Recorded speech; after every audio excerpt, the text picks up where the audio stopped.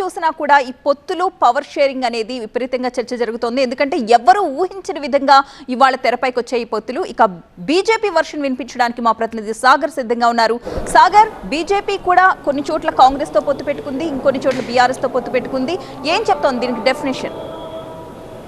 Yes, మనం మొన్న ఫిబ్రవరి 14th రోజు ఇరు పార్టీలు కూడా ఒక పార్టీ మరొక రెండు పార్టీలు ప్రేమలో ఉన్నాయంటూ చెప్పినటువంటి విషయాన్ని సెటైరికల్గా చూస్తే ఈరోజు అసలు ఏ పార్టీతో కలిసి వెళ్తుందా అన్నది కొంత, ఎందుకంటే పవర్ గేమ్లో ఉప్పు నిప్పు కూడా కలిసిపోతాయన్నదానికి ఈరోజు మున్సిపాలిటీ ఎన్నికల్లో చైర్పర్సన్ వైస్ చైర్పర్సన్ల ఎన్నికే నిదర్శనం అని చెప్పుకోవచ్చు. ముఖ్యంగా బీజేపీ కూడా ఇక్కడెక్కడా కూడా రాష్ట్ర స్థాయిలో ఏ పార్టీతో పొత్తులో లేము. ఎందుకంటే మేయర్ ఎన్నిక నుంచి మొదలు పెడితే మొన్న ఎన్నికల సమయంలో కూడా ఎక్కడా కూడా నువ్వా నీనా అని కత్తులు చూసినటువంటి పార్టీలు ఈరోజు ఒక్కసారిగా చైర్మన్ ఎన్నికకు సంబంధించి హాల్లో అడుగుపెట్టిన తర్వాత పవర్ గేమ్లో ఏ పార్టీకి మద్దతు ఇస్తే మనకి అధికారం దక్కుతుంది, మనకు వైస్ చైర్మన్ దక్కుతుంది అన్నటువంటి అంచనాలే లెక్కలేసుకొని ఈరోజు కూడా ఈ ఎన్నికకు అడుగుపెట్టినట్టుగా మనకి అర్థమవుతుంది. ముఖ్యంగా బీజేపీకి సంబంధించి ఇటు ఏదైతే నారాయణపేట కావచ్చు, అదేవిధంగా కరీంనగర్ కార్పొరేషన్, ఈ రెండు మాత్రమే పూర్తి స్థాయిలో దక్కితే బైంసాలో మాత్రం ఆదిలాబాద్లో జరిగినటువంటి ఘోర పరాభవానికి టిక్ టాక్గా ఇక్కడ ఎంఐఎంకు దక్కకుండా ఉండాలంటే ఏ పార్టీలతోనైనా చేతులు కలుపుతామన్న దిశగా ఇక్కడ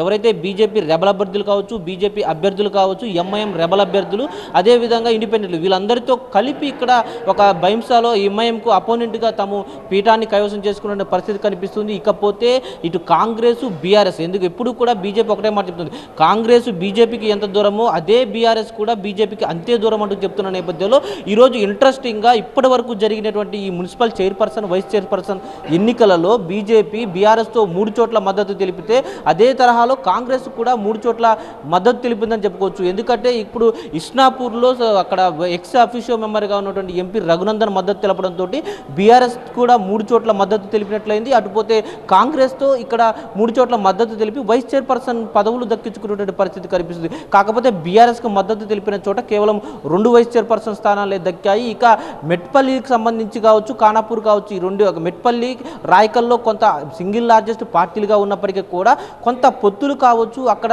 కొంత రాజకీయ చతురత ప్రదర్శించడంలో బీజేపీ విఫలం కావడంతో ఆ రెండు కూడా ఒకటి బీఆర్ఎస్, ఒకటి కాంగ్రెస్ ఎగరేసుకుపోయినటువంటి పరిస్థితి కనిపిస్తుంది. అదేవిధంగా ఆదిలాబాద్లో కూడా అత్యధిక సింగిల్ లార్జెస్ట్ పార్టీగా ఉండి కూడా అక్కడ కొంత ఏదైతే ఈ పావులు కదపడంలో కొంత విఫలం కావడంతో మిగిలిన పార్టీలన్నీ ఏకం కావడంతో బీజేపీ ఆ స్థానాన్ని కూడా కోల్పోయిన పరిస్థితి కనిపిస్తుంది. అదేవిధంగా రేపు జరిగేటువంటి ఖానాపూర్లో కూడా సింగిల్ లార్జెస్ట్ పార్టీగా బీజేపీ ఉంది కాబట్టి మరి అక్కడ ఎవరితో ప్రేమాయణం కొనసాగించి చైర్పర్సన్ అయినా దక్కించుకుంటారా, వైస్ చైర్పర్సన్ అయినా దక్కుతుందా లేదా అన్నది కొంత ఇంట్రెస్టింగ్గా మారిందని చెప్పుకోవచ్చు. Right, thank you Vidyasagar. ఇక